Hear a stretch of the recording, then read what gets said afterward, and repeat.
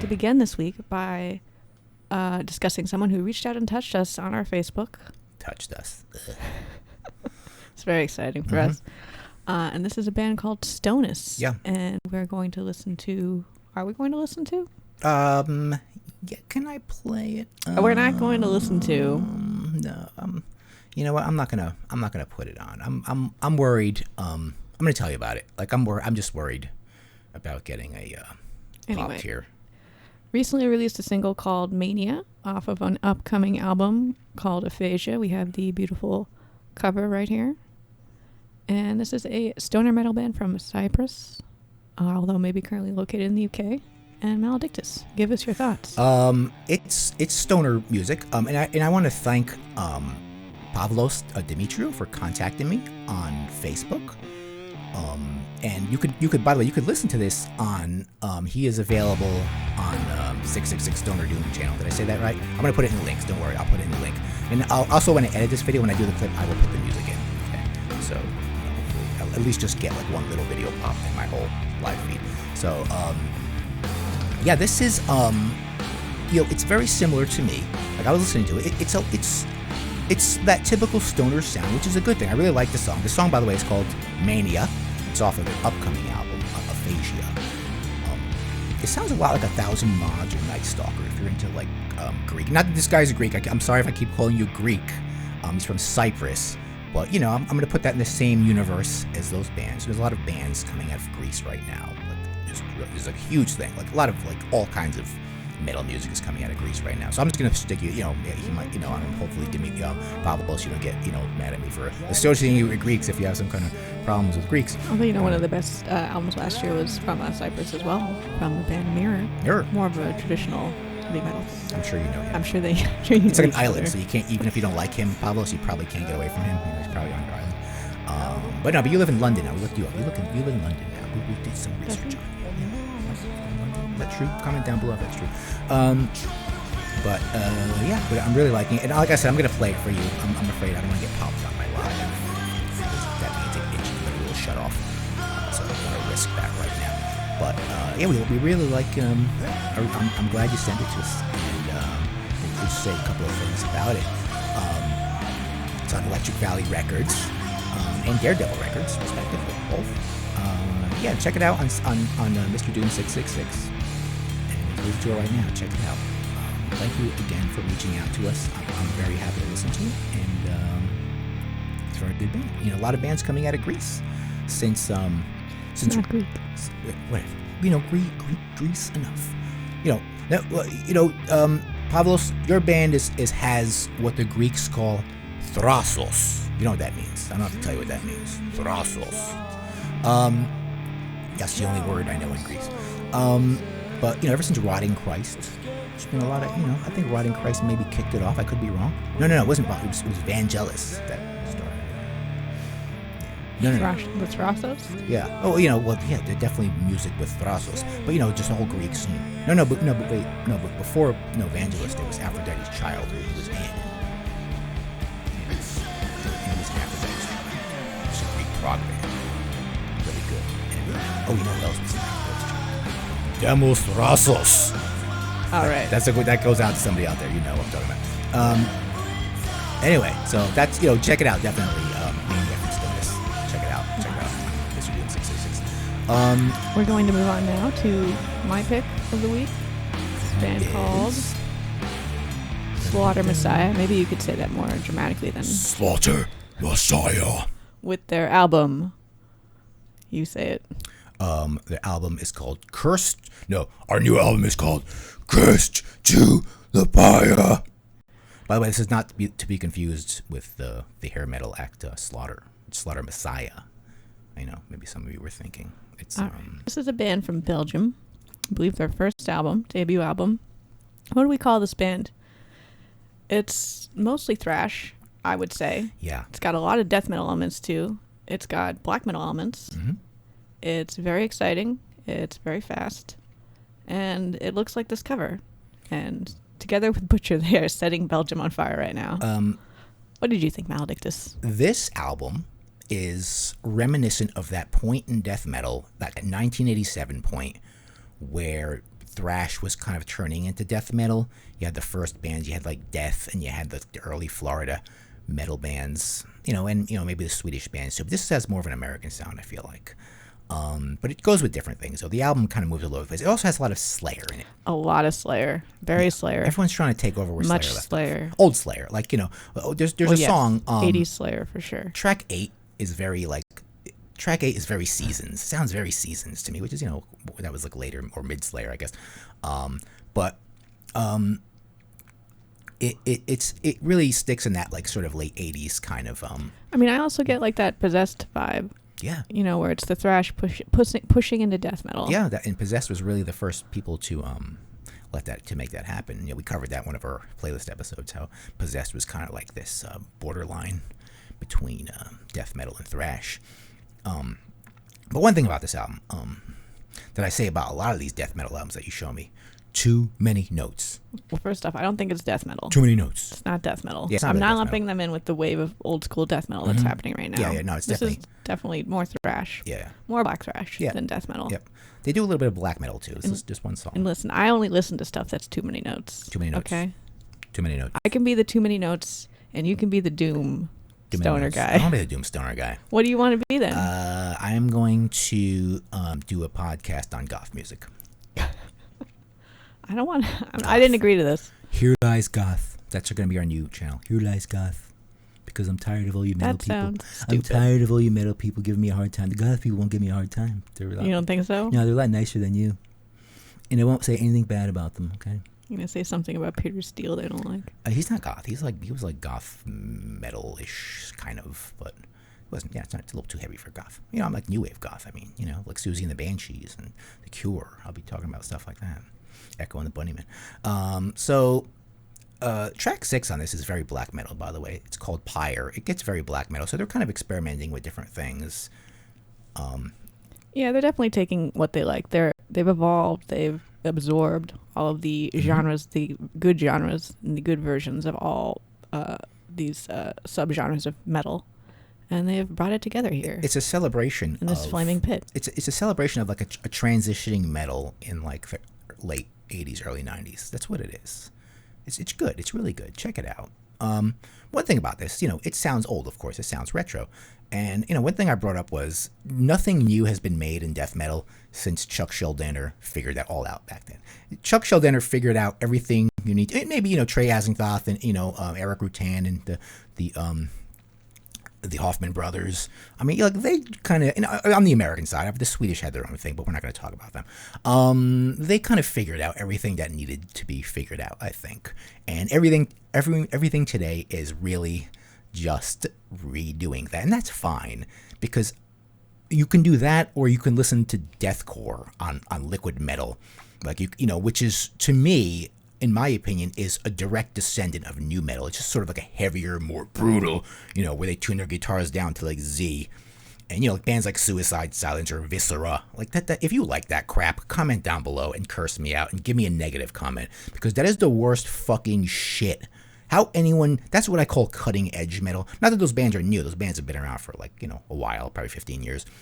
But it is just the worst. And I was listening to it because I was doing an experiment, and I was like, what is like the modern state, like the ultimate, like cutting edge metal music that doesn't sound like anything retro, and I think it's that, and it's garbage. Okay, call me a boomer. Comment down below if I'm a boomer. Go. Well, it's okay. No one's, we don't have any PR to maintain. We don't have to pretend to like shit that we don't like. I'm not gonna. So I'm not gonna like it. It pisses me off. So. Anyway, Slaughter Messiah, check it out. They're very small. This is their first album. Yeah, it's great. They're awesome. For reals. All right. What do we got next? And another, maybe you've heard of it, album that came out this week. You probably never heard of this guy. His name is Ozzy Osbourne. Yeah, you know this guy. And he came out with this album, Ordinary Man. He's so ordinary. Did you know that? He's just like you and me. Ozzy. Mm-hmm. So we both listened to it. Got Maledictus to listen to it. I did, to listen to it in detail. What did you think? Well, it's catchy. It's not metal. There's nothing metal about it. It has its moments. I mean, it has a few heavy moments even. If you like music like that sounds like the Beatles, that reminds you of like the Beatles, like with those kind of mixolydian kind of chord structures, and it's that's it's that like all Ozzy metal sounds like that. This is Ozzy metal. This is we're gonna do a genre. We're gonna do an episode on recognize? that. Yeah, we're gonna tell you what that is one day. Although I postulate that this album is not Ozzy metal. This is just Ozzy. Yeah, it's not really metal. It is. It's Ozzy's farewell album, people. Definitely trying to be less metal than ever. Yeah. I'm not particularly complaining about that. I think if you want to do that, that's fine. But yeah, it's a very morbid album. Yeah, he is talking about death a lot. By the way, I'm gonna die, so I like. I'm gonna fucking die. He's like, I don't even know why I'm alive. Oh, you stop saying that. There's a lot of people. Mick Jagger, Keith Richards doesn't know why he's alive. Call Keith. Ozzy really doesn't know though. Yeah, he is fucking alive.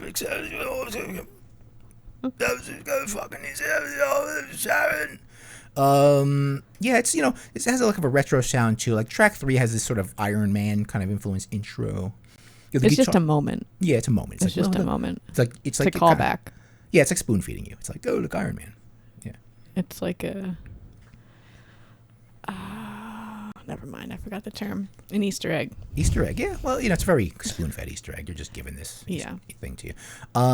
But it's very it's very Beatlesque. And the metal parts have this very like synthetic sound to them. That's Ozzy metal. That's Ozzy metal. That is a virtue. It's in full force here. Ozzy metal, which isn't something I enjoy personally at all.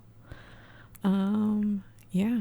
And I will say, I think the biggest comment I can make on this is I listened to this on Spotify, of course. And once it was over, Spotify autoplayed Diary of a Madman for me. And it was the sweetest sound I've ever heard. It's like, it's like, oh my God. It's kind of like, I didn't know music could sound this good after listening to Ordinary Man. So, sorry, Ozzy. I didn't like it. Yeah, it's just like, going on a diet for a long time, then you get to have a steak. Yes, that is what it felt like. Well, wow, real food. Yeah, though I would have preferred, Blizzard of Oz over Diary of a Madman. That's why it's even more impressive is that I liked because I never would have been like I really love Diary of a Madman. You know what song came on after I finished it randomly? Breaking All the Rules on the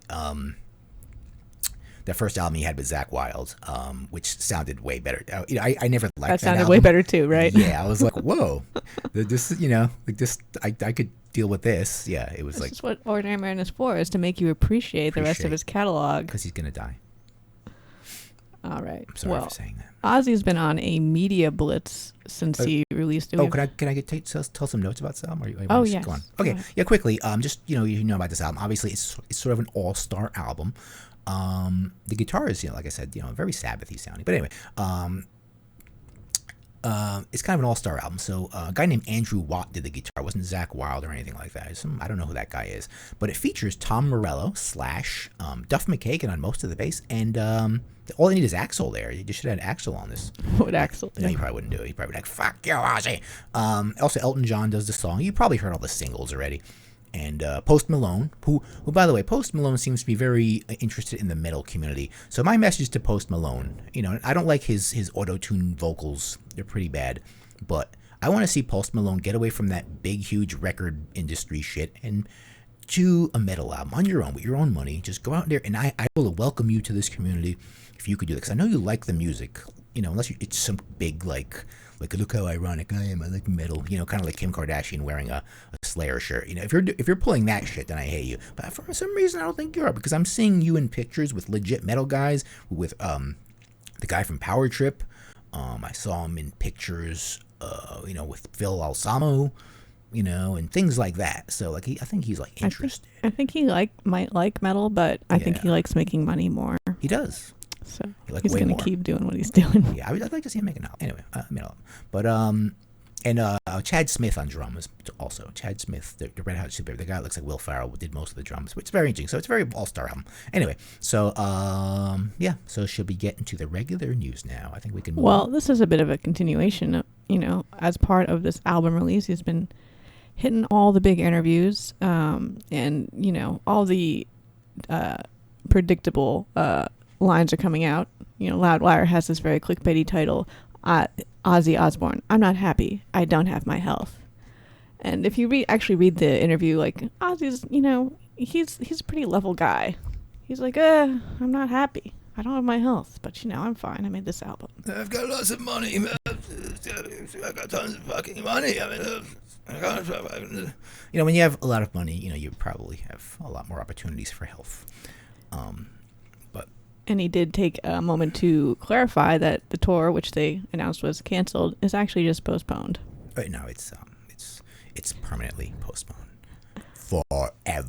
It's like, okay, that's right, Ozzy. It's postponed. Forever. No one said canceled except for your PR camp earlier, but forever. Postponed.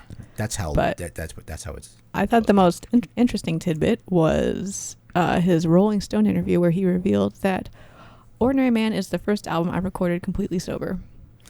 I thought he was sober, like before that. I thought he was like, According to this, he's been sober about 7 years. Oh, okay, really? That's it. Which really isn't that long considering how old he is. Yeah. And the last album he worked on was 13 with Black Sabbath. Right. In 2013. I didn't like that album. Shoot me. And he said he was stoned doing that. But why don't you do the Ozzy quote here?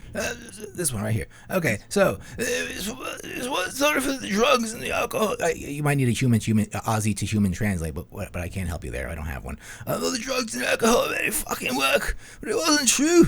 All I was doing for years was self-medicating because I don't know the fucking way I felt. But this is the first album I've co-wrote and recorded fucking completely sober. The last album I wrote, it was only with Stone, but it's kind of like being sober now, because at least I can remember the fucking thing I did yesterday. If you understood what I said, more power to you. But you basically get the idea of what he was saying there. He's like, I did an album, Ozzy to Human Translation. He's like, I've been doing all this, fucked up for the longest time, and but this one I did it sober, and it was weird. And I like being sober now because it probably doesn't feel so good when you're drunk at 71. I don't know. I feel like his brain's so broken that he's operating at a level of somewhat impairment anyway. Yeah, so it's kind of like drunk all the time. Yeah, maybe it feels like that when you have. I mean, that's cruel to Ozzy. I don't know. It's cruel. Ozzy has had a cruel life of a lot of money and getting to do whatever he wants. Very cruel. So what else we got here? Are we done with Ozzy? Yeah, we're done with Ozzy. Okay. He's happy to be alive, everybody. For now, but Ozzy is one more time, people. Ozzy is not going on tour this year. Just so don't hold your breath. Anyway. Yeah, we did that. So postponed, not canceled. We should just show that. Yeah. Okay. So